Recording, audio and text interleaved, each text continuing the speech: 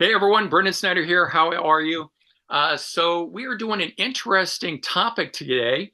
I've got Chloe and her dad Tom Payne here joining me. Thanks for being part of this.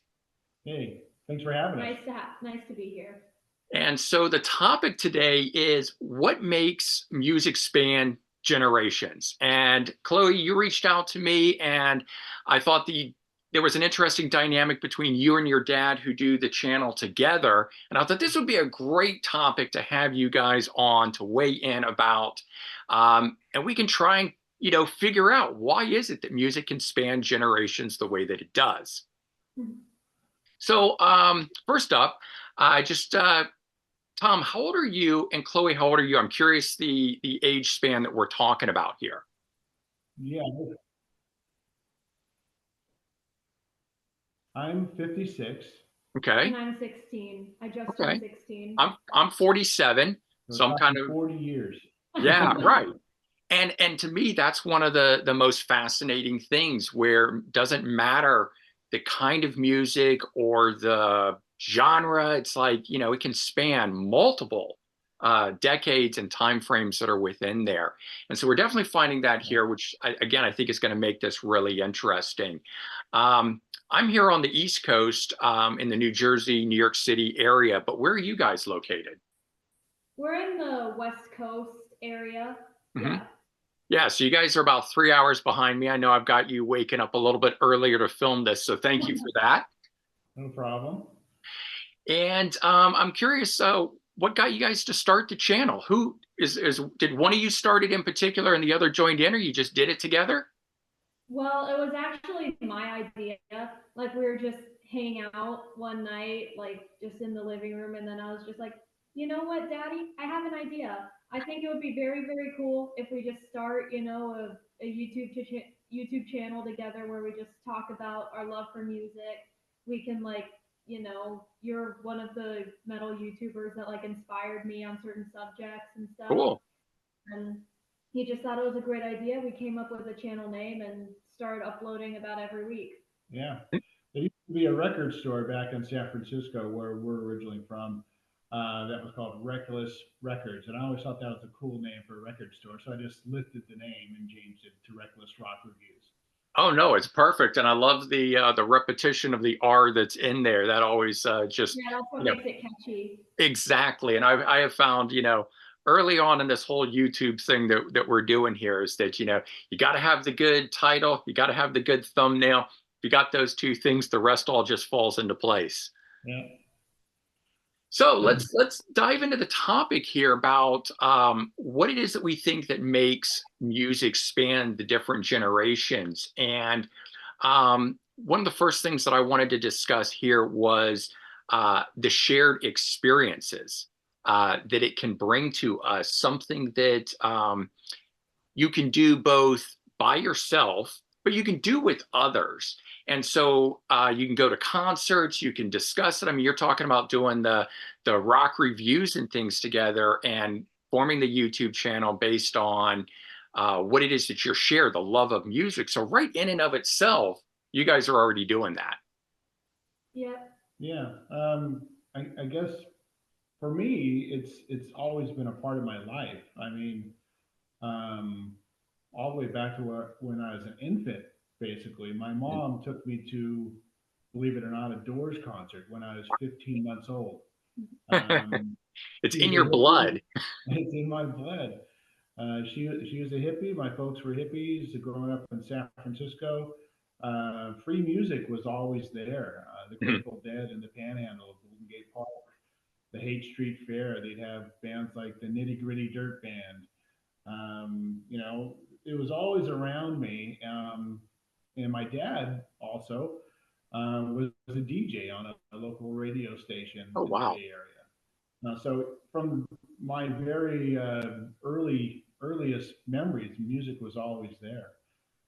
Later in life, I'd go to shows in Golden Gate Park, um, and I didn't even really pay attention to the music. I was just Mhm. running around as a little kid, 10 years old, whatever.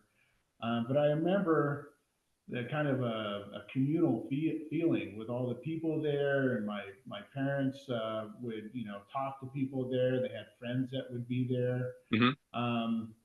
And there's a sense of community. And, Definitely. these are kind of more hippie bands like the Dead and stuff like that. But still, that sense of community and knowing people that were into the same thing, I picked up on that pretty early. Yeah. And then later in life, I introduced my daughter to music, and we started going to shows together. And she kind of turned me on to a lot of stuff that I was never into. I was Hmm. a total thrasher from San Francisco. That was my thing growing up in the '80s. All the bands, Metallica, Megadeth, Exodus, all those bands. That was me. But Right. then we lived in LA for a while. She got into all the LA stuff and started turning me on to that. So I'll turn it over to you to explain all that.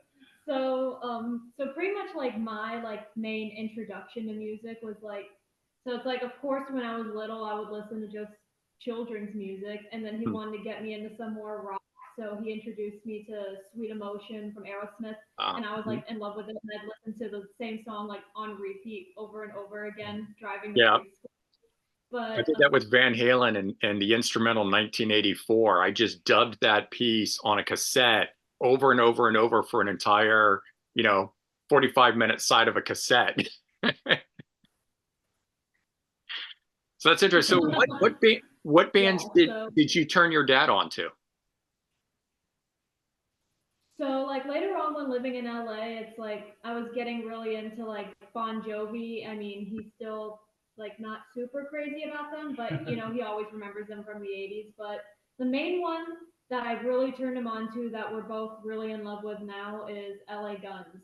Like I discovered them, really got into them, and I was like, oh, you have to listen to this killer band.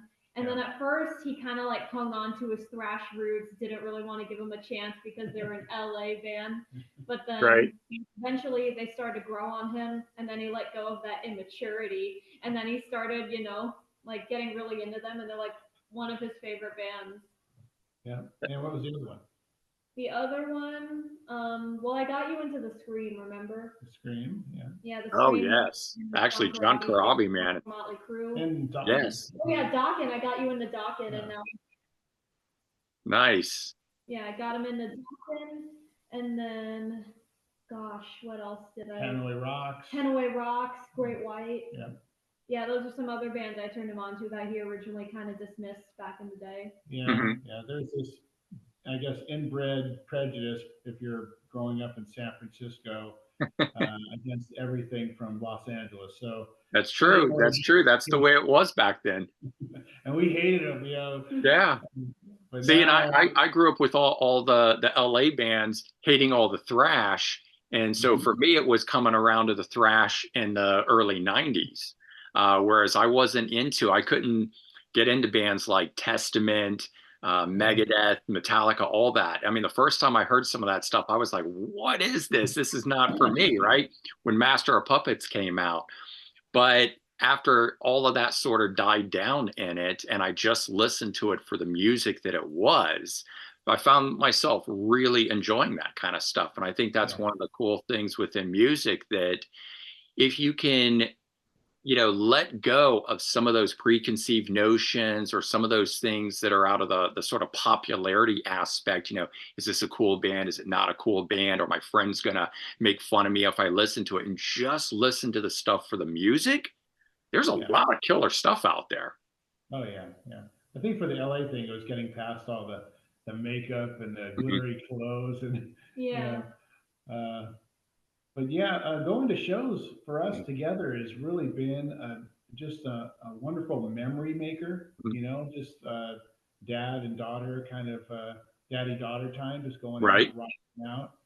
And the fact that she has turned me on to some of these bands that I hated before for no reason, right. other than their hair and makeup or whatever.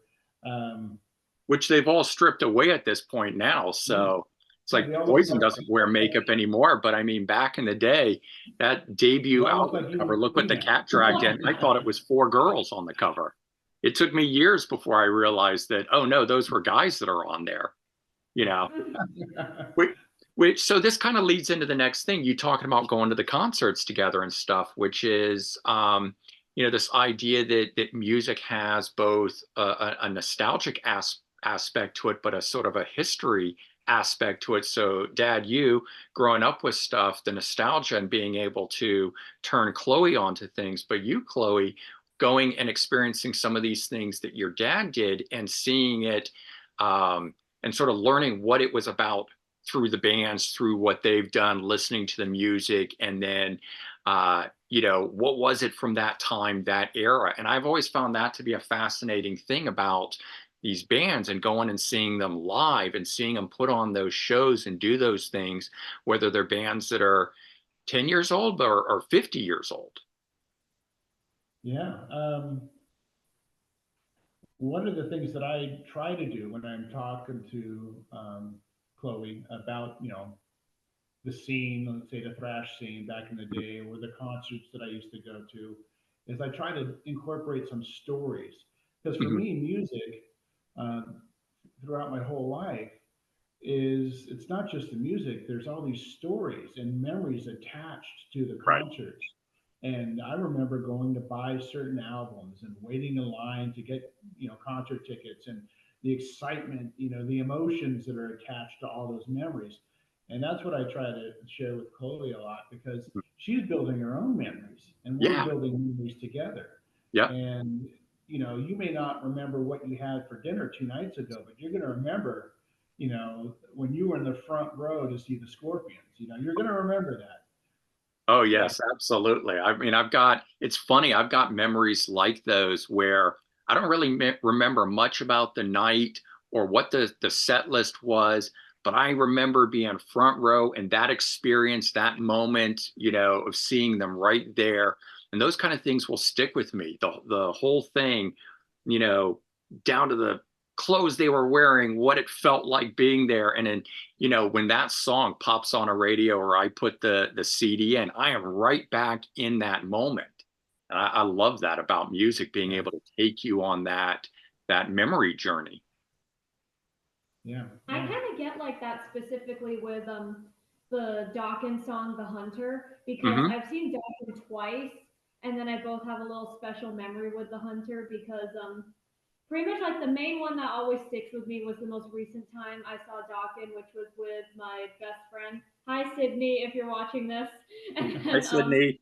so it's like we were like right in the front row, and then during the Hunter, like I guess Don noticed me from, I mean, remembered me from the previous time I saw him, and then he like waved like to me and Sydney, and then it's just that's always gonna stick with me because I just, he's personally my favorite singer ever. Dawkins my favorite band, so that's why I was kind of just like, That hey is Don, really like cool. I thought that was That's awesome. I have a similar experience like that with LA Guns. So you guys will enjoy this. That back on their Man in the Moon tour that they did, which was a reunion era album when Phil Lewis, Tracy Guns first got back together doing it. I think this was maybe around like 2001. And they were playing the Hard Rock Cafe in New York City, but they were doing an autograph session beforehand. And me being the diehard fan that I am, having the huge music collection, I went in there with 27 CDs to get Oh, signed. So I wow. just brought the booklet. So I had this little box with me, but it was all the booklets in there. And I got up to the table and I just stood there and I just put one down and the guy signed it and slid it to the next guy and I put the next one down. And after about 6, 7, 8 of these things, they were like, "How many more of these do you have?" But but it blew their mind because they were seeing album covers and things from Japanese imports and all kinds of different things they had never even seen or knew about, to the point when I got to the end of the table and it was Phil Lewis, and Phil Lewis came from a British band called Girl that also had Phil Collins from Def Leppard in it, and he was signing those and he was like, "Oh my god, I've never been able to get a hold of copies of these. Where did you get them?" And I was like, "Oh, and this time was Virgin Music was still in Times Square, so I was like, "Oh, Times Square, you can go pick this up. It's right next to the venue," sort of a thing. So that little experience, they remembered me. So then at the show, I'm front row, And Phil comes over and lets me sing with him on a song. And then at the end of the night, when I was getting all the autographs, I had asked Tracy Guns if he had a guitar pick on him. Because I've long since learned most of those guys carry one in their pocket from doing a sound check or something. And if you're meeting them, usually you can ask them and they'll be like, oh, yeah, I've got one. Here you go. And so I had asked him and he said, no, he didn't. But at the end of the show, he came out and he's like, did you get a guitar pick yet? And I was like, no. And he went in the back and he did something and he came back out on the stage and gave me one. And it was like that little bit of extra that they went out of their way for me was so cool. And it's been one of the coolest experiences I've ever had. But then for them, I know that it was equally as cool to see a fan who had that much stuff by them, showing them all kinds of albums and things that most of those guys hadn't seen, the different imports and stuff like that. And so it was really a two-way street in there. They thought it was cool. I got something cool out of it, and it was a blast. Yeah, that's cool. It's nice when you can like also give like the band members, you know, like some cool kick out of something. Like I think a lot of these 80s guys get a kick out of me when they see me at the show and I always have my big ratted hair. Yeah, right. I mean, when they're seeing you, when they see you there, you're being 16, you know, in a much younger generation, your generation today really isn't into that sort of stuff. So you being younger shows them that their music is living on. And I know that if I ran a band and I was up on stage and I could see multiple generations, ages of people there, how cool would that be to just know that your music continues to reach new people, new young people that will be there as they're getting older listening to this stuff. And it's not just stopping. It's not a particular time where, oh, the music was only interesting at this time. So people of that age and generation are the only ones they're going to grow with you. But instead, it's a much bigger thing. I think it's amazing. I mean, I will say that the first time you reached out to me to ask about collabing and I watched some of your videos and hearing you talk about the glam metal bands, and my first love of music is the glam metal stuff. That's what I grew up on in the late 80s and early 90s before branching out into everything else. So I was just like, who's this young girl that's into all of this stuff? You're my instant friend. I mean, if your favorite band is Dokken, you know, it doesn't matter the age, right? It's our love of the band, it's our love of the music, and the fact that we're from two different parts of the country, two different, you know, age group, generations, whatever, and yet we like the same stuff. I mean, how cool is that? Yeah. Yeah, and I think tying into your, you know, the mutual, I guess, benefit or dynamic when you meet a band, when they look out in the crowd, because we're always in the front row, when they look out and they see a young kid with, you know, the ratted hair, you know, they must be going through a time warp of some sort. You know, it's like, oh yeah, they do a double take, and they all remember my daughter. They never remember me. I'm just the dad. Yeah, I'm Chloe. He's Chloe's dad. Like pretty much when you see us together, it's right. mainly me on how like they remember us as the duo. Yeah. Right. Well, well, in and of itself, that is an interesting dynamic too, though, that it's father-daughter. So that idea when when a band is meeting you, that's going to stick out in their head. You know, they're going to remember you, Tom, because you introduced your daughter to these bands, or at least turned her on to music, whether or not Dokken or your favorite bands, but you introduced her to the music. And I know they're sitting there saying, you're a cool dad because you shared that with your kid. You know, Chloe, you made an interesting comment at the beginning where you said you were listening to kids' music and that your dad wanted to get you into some other stuff. And I've often thought about that. I don't have any kids yet, but it's like, I don't want to be listening to that children's music. I'm going to be making sure that I get my kids into some rock music early on, you know. Yeah, all the modern rap and pop nowadays indoctrinates them. Yes, yeah, right, exactly. You got to start it early. You know, and Tom, you were saying when you were young, being taken to those concerts by your parents, and you weren't really paying attention to the music, you were just running around. But sort of through osmosis or just whatever, being part of it, it seeps in. And then later on in life, even if you weren't into it at the time, it comes back. My sister's 5 years younger than me. And she, just being a younger sibling, wanted to hang out with her cool older brother kind of stuff. And I was always listening to like Iron Maiden, but my sister was into the boy bands of the time, like New Kids on the Block and Tiffany and other pop artists. Oh. Fast forward, but yeah, fast forward about 10 years later, she calls me up. I'm, off in college or whatever. I'm here, moved to New York City and stuff. And she calls me up and she'll say, you'll never believe what I just bought.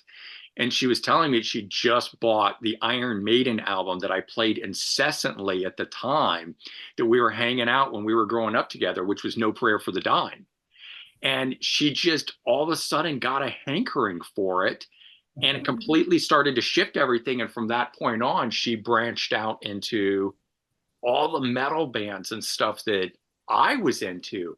And we started going to like Poison concerts and Rat and just all those bands that I grew up with that she had been listening to with me, but that wasn't her music, but it did seep in. And so cool enough, I have an effect on her to listen to what I think is cool music, and who is she still listening today? She's listening to those bands, and she's not, following New Kids on the Block and Tiffany and other the one hit wonder pop artists.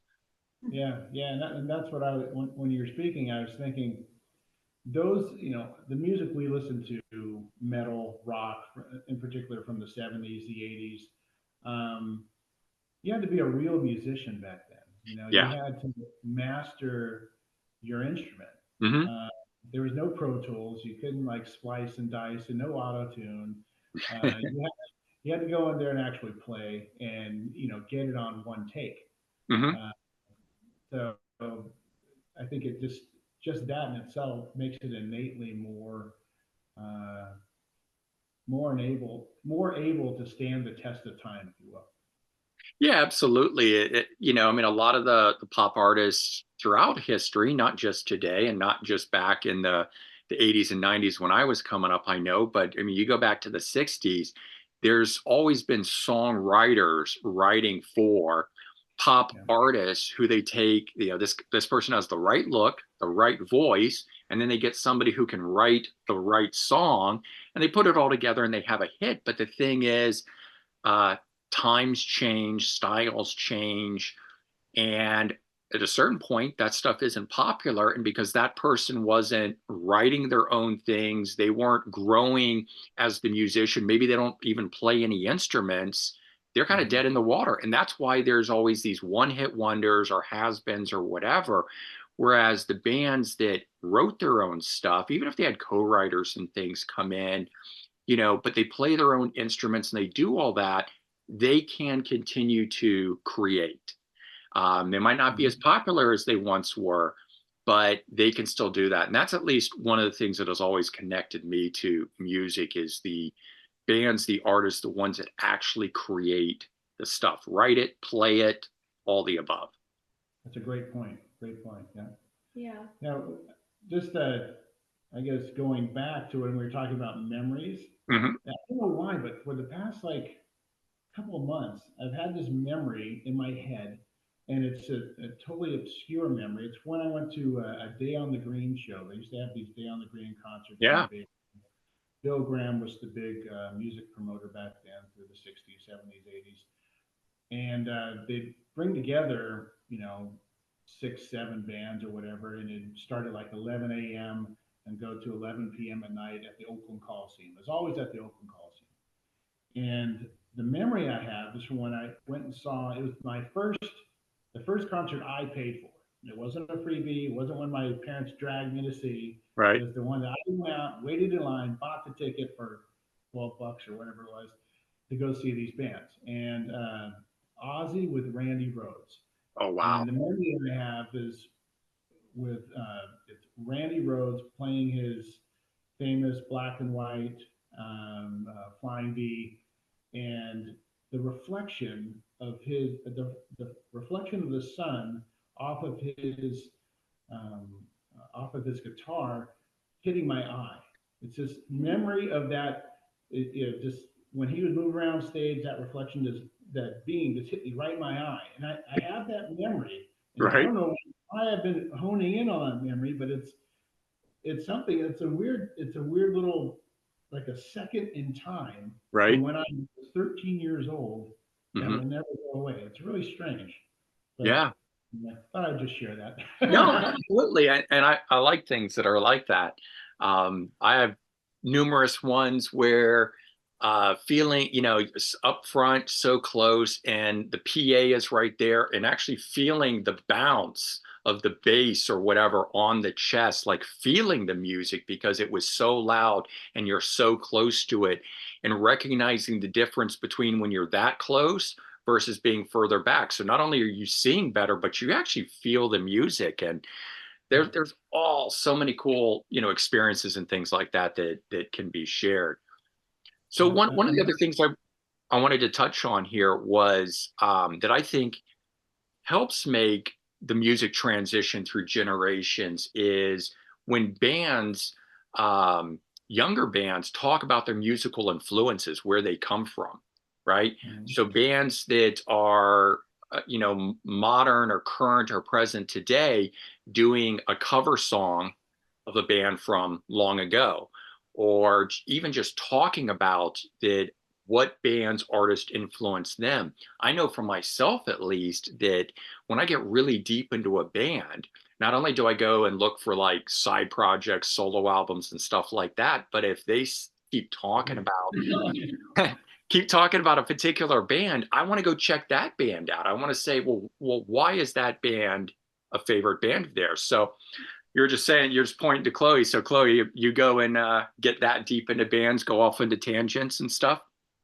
Yes, I do. Like when I was like getting into like when I was getting into Dawkins, it's like when I found out that he did that solo album Up From the Ashes from the early '90s, and I was like, Oh, oh, I should good. listen to it. And Yeah. I love that album. You know, it sounds like Dawkins. He had a great band. You know, Mhm. Mickey D on drums, John Norum, Peter Baltes, Billy White. You know, it's just I fell in love with it, and then I also wanted to check out Lynch Mob when I found out George was doing that, and I'm like, Right. we're actually going to be seeing Lynch Mob at the Whiskey like in like late September. Oh, So cool. Sweet Lynch, Sweet Lynch. yeah, Sweet and Lynch I discovered then that was cool. And Hmm. then Sunbomb, you know what Michael Sweet and Tracy Guns have been doing. Right. And Right. yeah, those are just some side projects that Yeah. I've been getting into And from she comes when to I get me. into a band. It's right when I think we've bought as many albums as we could possibly buy. She'll come to me and say, "Hey, we got to get the new Sun Bomb or something." I'm like, "It's a Sun Bomb, you know." But then Yeah. Did- I listen to it and I'm like, "Oh my gosh, this is great. Let's go get it." right. They Did, actually did have a new album coming out sometime soon, and they released like a single for it already. So Yeah, yeah, that one I know is scheduled coming up. Did you guys check out the Russell Guns? Jack Russell from Great White with oh Tracy yeah, we Guns? did check it out. Yeah, I checked it out and showed it to him. Yeah. No, I love that. I mean, I wish these bands, these side projects would be bigger than they are. It seems like they kind of put a lot of these together, throw it against the wall, see what sticks. And if it doesn't, they don't really continue with it. But there's so many good ones out there that get together. And that's one of the cool things, to be able to track all that stuff down. Yeah. So kind of the last thing to touch on here is just where we were going with it, actually, the expansiveness of music. So there's so many rabbit holes you can go down with this stuff, that I think that the amount of music that's out there, not just of one band or a favorite band or that sort of a thing, but the amount of music in general is one of the things that helps it span generations. There's not just one style. And then if you're into something, there's so much more to go down the road and figure out, but there's basically something for everyone. So that pure amount of music that's out there, I think, helps with that idea of how it goes, to other generations and continues on. I don't know if you guys have thoughts on that. Yeah, I mean, there is, and there's a lot of rabbit holes, and we, I think Chloe's really good at honing in on things that she likes naturally, but she's also very aware of something that it seems that I would like. Hmm. So she'll bring something to me and say, "Hey, listen to this." Hmm. And it's been great because, you know, as you get older in your day-to-day life, you get busy, you work, you know, and your life gets pulled in a lot of different directions. But to have this connection and have her kind of bring me back to our mutual love of music Hmm. and to turn me on to new stuff, and then we'll see when this band is playing and we'll go see them, and you know, get to meet the guys sometimes, Yeah. and it's just this great way to, in a way, to kind of keep me grounded. So she's in a way keeping me grounded into something that has always been there in my life. This uh, continuum of the love of Mhm. music through, you know, like I mentioned before, since my infancy, all the way through now. And I'm glad she brought me back into it. And are you falling asleep? What's going I had to wake up early. I'm sorry. No, no, I I don't know. want to do Well, anything. I had to wake up early. I'm tired. I'm not. Well, yeah. actually, I'm really not tired. I'm just. I. I don't know. It's just. No, no, it's okay. I mean, I on? mentioned it at the top. I mentioned it at the top of the video where we're 3 hours difference and we're filming at 11 a.m. my time, but 8 a.m. your time. So I'm not surprised to see a few yawns in there. I've had No, I've I'm had my just chance you to for wake up. this. I'm cool that you're doing this for us. I'm just reacting to not usually waking up this early. Right, right. All right, well, we'll wrap it up here. I mean, I think we covered a really cool cross section of ideas and things that one you guys share, but I think is something that's shared throughout the music community. And just that last point that Tom, that you're talking about there, where Chloe, you're introducing things to your dad. I know, of course, he's introducing things to you, but there, to me, there's nothing better than when you find a new band and it blows your mind and you go, oh my God, I know so and so or this person who's going to love it. And you get to share it and then they feel the same way about it. But it's that community, it's that sense of thing that is just absolutely wonderful. And I think as long as people do that, as people share their love, the excitement, everything about music with other people, it's going to continue to go. It's going to continue to span generations, and just to me that's a wonderful thing. That's what I love about music. Yeah, and because of that, rock and roll will never die. That's right. Rock and roll will never die. I don't care what Gene Simmons says. Rock is not dead. All right, so we'll wrap it up there. But I wanted to well, one, thank you guys both for waking up early and joining me on this here. And for Reckless Rock Reviews, tell me, a little bit about your channel, what it is that you guys do on your channel, and if you've got any upcoming videos that you want to promote, you can let people know about it here. So what we do on our channel is we upload footage from concerts we've been to. We review the concerts, we like rank albums, and then like do top 10 lists, and then we'll go to record stores and then film that. Like, we actually pre-recorded a video yesterday. We didn't release it yet, but look forward to it next week. Okay. Is us going to our favorite record store to visit in Vegas, Record City. And Nice. then, yeah, that's a video we have coming up. And then our most recent video is us reviewing the Scorpions concert we got to go to. And okay.